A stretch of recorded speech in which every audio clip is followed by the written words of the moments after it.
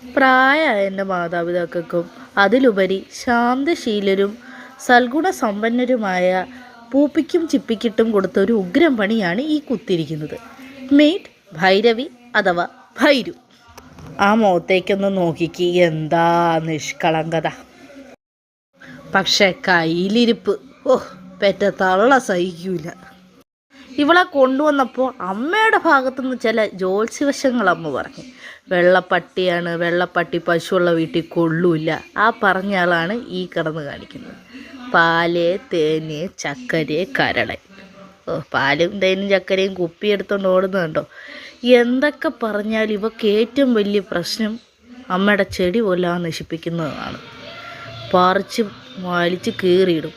വന്നപ്പോൾ ഈ കോലത്തിലായി ഇരുന്നത്. പക്ഷെ ആ മുഖത്ത് നോക്കി ആരെങ്കിലും പറയുമോ വളർന്നു വരുന്ന ഒരു തീവ്രവാദിയാണെന്ന്? 7 മാസമായി അവൾക്കിപ്പോൾ.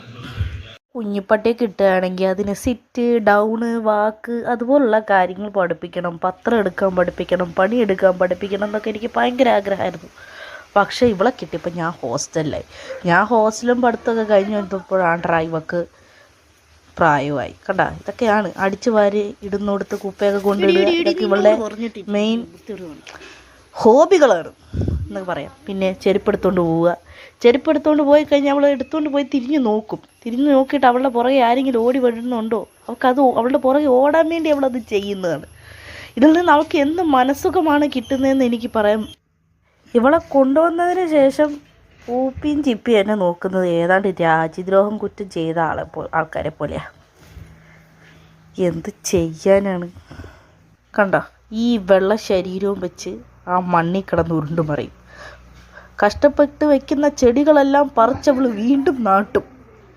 തിന്നാൻ കൊടുക്കുന്ന സാധനങ്ങൾ ഈ ചെടിയുടെ മൂട്ടിക്കൊണ്ടുപോയി കുഴിച്ചിടും. അങ്ങനെ എന്തൊക്കെയൊക്കെയോ എൻ്റർടൈൻമെൻറ്റുകളാണ് ഇവളുടെ കയ്യിൽ. കണ്ട, എന്തോ തിന്നാൻ കൊടുത്തപ്പോൾ കുഴിച്ചു മൂട്ടിയിട്ടിരിക്കുകയാണ്. അതിന് തൂമ്പയും കൊണ്ടുവന്ന് വെച്ചിട്ടുണ്ട്. നോക്ക് തന്നെ, വേറെ വഴി